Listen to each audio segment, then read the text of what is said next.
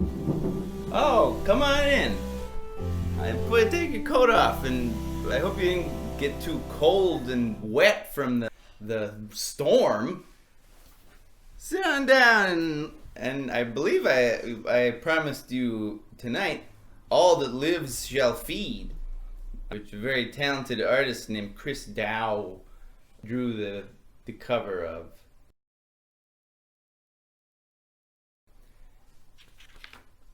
And it has a picture of a tree on the title page. Let's see. All that lives shall feed. I would have walked straight past the sepulchre of the star giant had Glazia not been with me.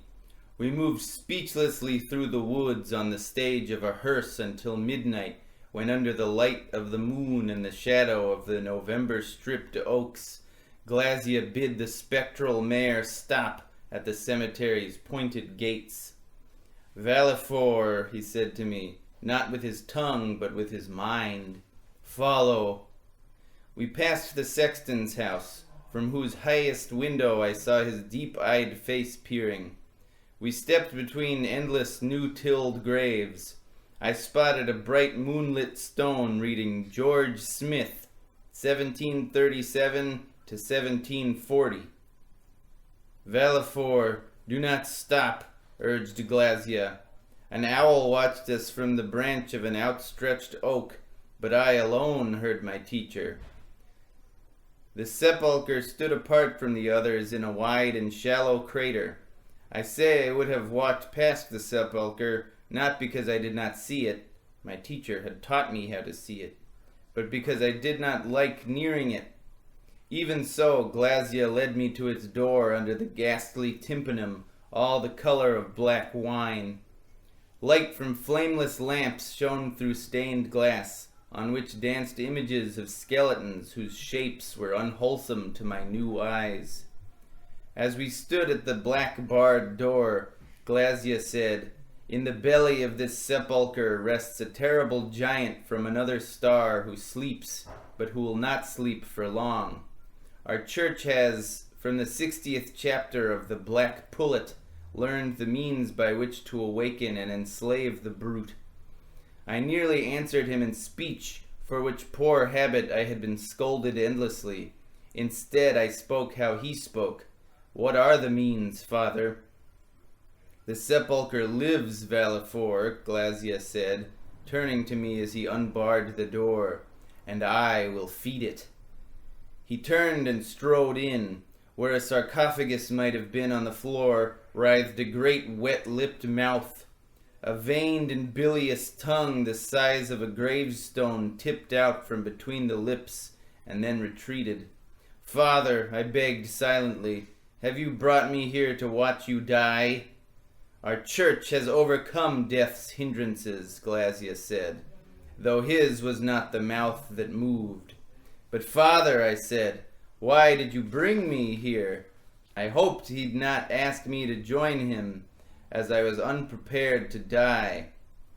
Glazia stepped into the sepulchre and answered, "Because someone must return the hearse." He dropped into the mouth, whose lips smiled away off of its rows of teeth like shovel heads. It chewed. I could not watch. Glazia had begun to scream. Even those who have overcome death's hindrances are still afraid to die. The hearse's oaken wheels rattled and the coach careened over the path as the spectral mare charged home to the crumbling and forgotten church where we dreary wizards dwelt.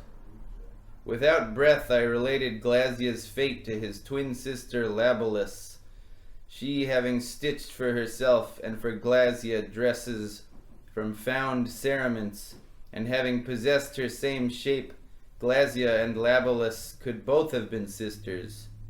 In the dark where we often spent our time, I told the difference between them by Labolus's hands. She had given up 2 fingers on her right to acquire on her left a forefinger the length of a trowel, with which she carved magic circles into dust, so that we no longer required the blood of things. "Sleep, Valefor." She pointed at my pew by the window where, under the glass-colored stars, I rested my head each night. Her heart had withered quietly when I told her of her brother, and I could not stir her then to speak any more of him. Sleep, she repeated. I slept, but not dreamlessly. I heard in my ears the voice of Glazia calling my name as if from across the woods. Even when his phantom hung above me, I heard him only distantly and recedingly. Valifor, I have done it. I could not form a thought for Glazia to read out of my racing head clutter, and so I said nothing. Below the mouth of the star giant's sepulchre I found these things which you must see. He reached for my eyes with his clay-cold hand. While he lived, Glazia had shown me things I had not wanted to see, and death did not hinder this habit of his. In the hand which lay over my eyes I saw the burial chamber under the sepulchre of the star giant, lit by the unflaming lanterns of his people's invention.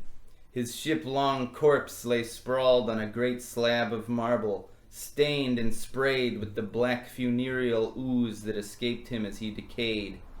Just 2 fingers bedecked each hand. Elephantine skin stretched over his bones and over his long and curving snout. I saw the star giant's little gray slaves many thousands of years ago, and I cannot say how Glazia's sending taught me these things, digging his pit with wondrous lights and fires, and lowering his gigantic corpse down, and covering it all back up with tar-black soil, and with a sepulchre from their world. I saw them cast a strange mechanical spell that hid it from uncharmed eyes. Glazia unhanded me. Valifor, he called. If we are to possess this creature, as we possess the spectral mare and our servants, then his sepulchre must be fed.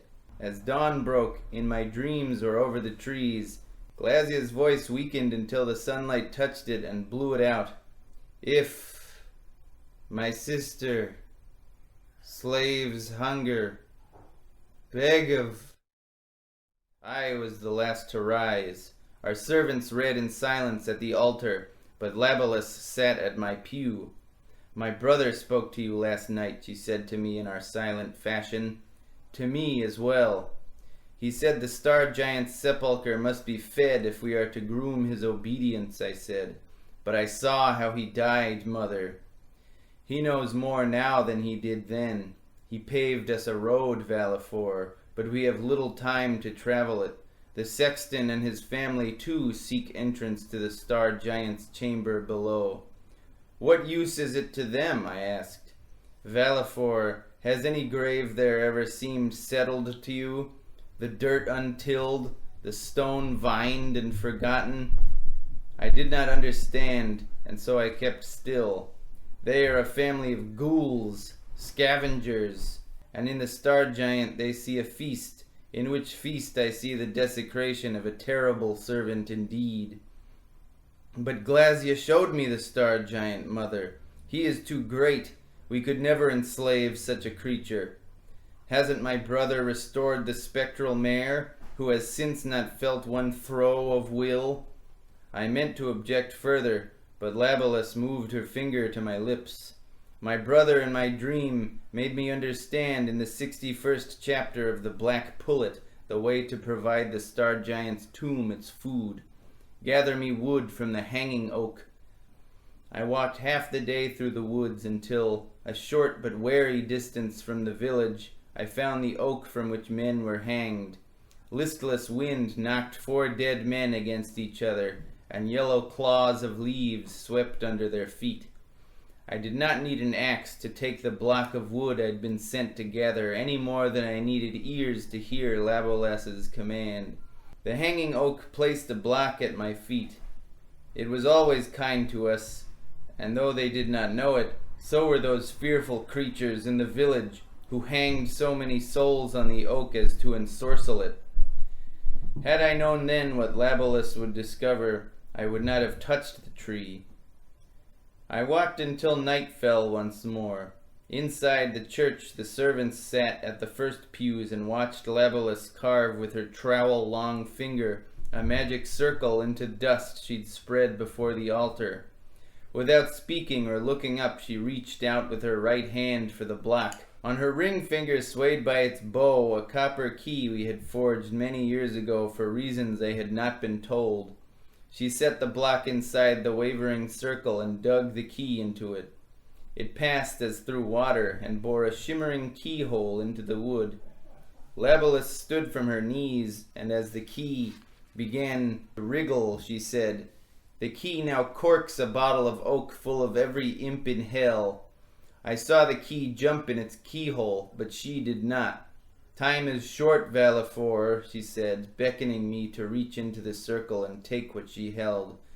"Quickly, rush to the star giant's sepulchre. Loose the key and let the mouth feed."